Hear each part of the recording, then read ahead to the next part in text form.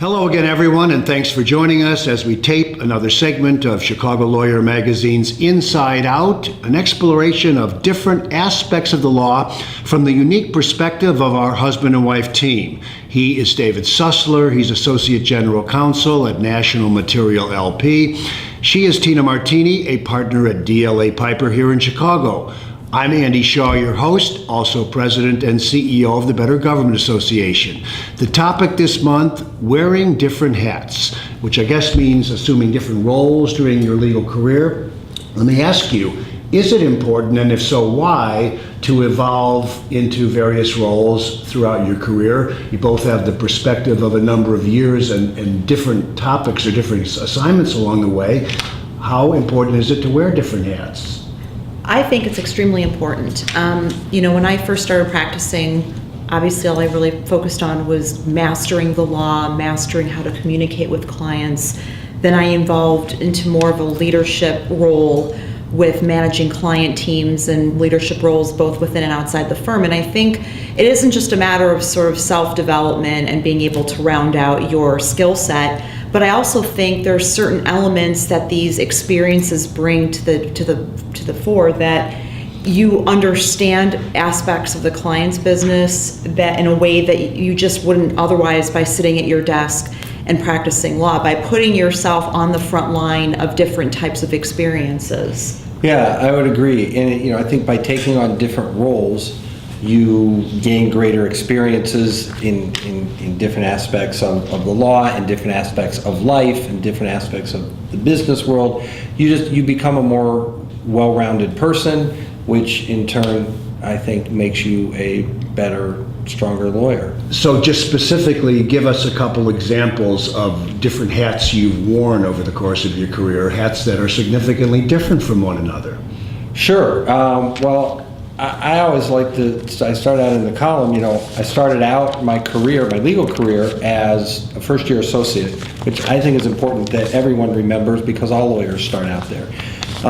Prior to becoming a lawyer, though, I started my working life as cleaning the floors in a lampshade factory and working in a restaurant in college. So you realize, that's customer service.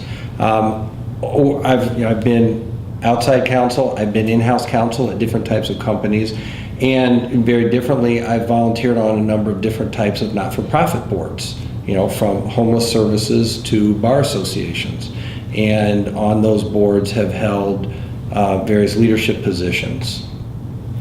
So I started my working career working in record stores. It was I needed to make money for college, so that's what I did. And it was, I love music, and I happen to know a lot about it. What's a record? I thought that's something that you set when you do something better than somebody else. Or in court when you actually write something down, you make a record. That's funny. Ironically, the first record store I worked at was a non-record store. It was 25 years ago when they were trying to sell just CDs for the first time, and it was interesting. And then I worked as an engineer for 2 summers at Motorola in a factory. And, those were really great experiences. Customer service was something I learned.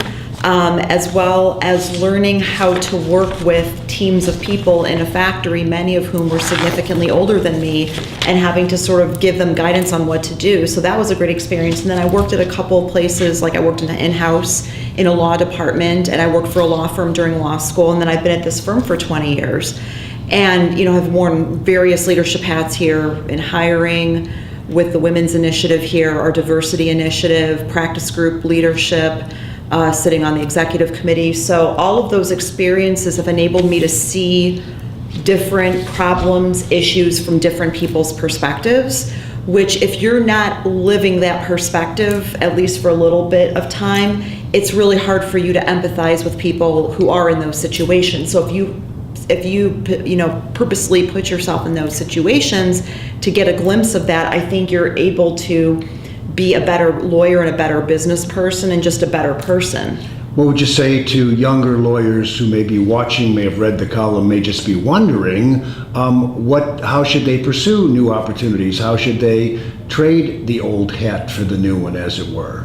What would you suggest? Just sort of keep your eyes and ears open, or go to a good haberdashery store? What's the best? Is there a plan, or is it just all sort of random and fate? No, sometimes it's random and serendipity, but there should be some planning involved. Again, within your workplace, within your law firm, within your company, especially as you're rising through the ranks, you can actively seek out different roles. If you may not have the opportunity to get a specific promotion. So volunteer for different organizations, volunteer to be on this committee, volunteer to work on that team, volunteer to plan that event. Find not-for-profits, we talk about that a lot, but as an avenue to learn a lot of different things, like leadership roles, just get experience, meet people, volunteer for not-for-profit. Look for ideally for ones you're interested in, with a cause you're interested in. But again, I say serendipity because serendipity happens. I think most lawyers ultimately end up in their long-term specialty by serendipity. But if they don't try on new roles, they won't open the doors to that serendipity happening. I would say, that's a great answer. I would say you have to be really very careful and strategic, especially at the beginning. And you need to visit it often. And the reason why I say that is because at the beginning of a lawyer's career, if they really are in it for the long haul, I cannot stress the importance of being a good lawyer and all the effort and time and focus that goes into becoming a terrific lawyer. And from being a terrific lawyer, a lot of other things follow, a lot of other opportunities, whether it's business development or being asked to be on boards or being in leadership positions. And so what you need to be really careful of, especially as you're starting your career out, is to make sure you don't overextend yourself. Because if you end up overextending yourself, then you end up impacting in a negative way your ability to focus on what's in front of you. And that could impact your performance, and that could end up having a ripple effect into other things. And can I just add real quick, and I know I mentioned this in the printed column in different roles that I've been in as a mentor and a mentee. And one way, I really agree with what you said, and one way to help that intentionality and sort of the strategic look at what you may want to do is have a mentor. And let me just ask you, as someone who switched careers a few years back and kind of surprised myself that I could segue from one thing into something very, very different, is there a skill you say that you would acknowledge that you've acquired, that you've benefited from in your current legal practice, that was the byproduct of something that you did many years ago of a very different nature? Now, if Tina says that selling records enabled her to maintain good legal records, I'll get it. But I guess what I'm saying, have you been surprised by something you've done well in this profession that was actually just a predictable result of something that you learned how to do or did a long time ago? Maybe it was, do you wax the floors? No. The value that I think one gets from jobs like working in a factory, especially when you're in high school, is understanding the value of hard work. Mm-hmm. And not everything you do is going to be glamorous, but it's all important. Yeah. If the floors aren't clean, the rest of the business suffers, and every detail is important. So you learn that. Working in a restaurant can teach customer service skills, and our profession success is based on good customer service. And then there's specific skills. I think my skills learned as a trial lawyer are an outstanding foundation to being a transactional lawyer, because I understand what goes wrong when transactions fall apart, so I can plan so it doesn't happen. The thing that I just totally didn't plan for is realizing that I love being an in-house generalist business lawyer, because I had planned to be a PI attorney. See, if you'd had a better mentor 20 years ago, you'd have saved a lot of time. No. I would say that a lot of what you said resonates with me. I think working in a record store, standing for 12 hours a day, sometimes more if I had to work the 9 to 9 shift, that was pretty tough. Dealing with some folks who were pretty difficult when you didn't have the stuff in stock that they wanted. I have to say though, looking back on all the experience I've had, I would say going through engineering school and doing really well prepared me for a legal career much more so than I would have ever imagined, because the way that I that I dissect problems, the way that I approach working. I'm sort of like, I've got this sort of multi-processor brain where I can take things on parallel tracks pretty easily.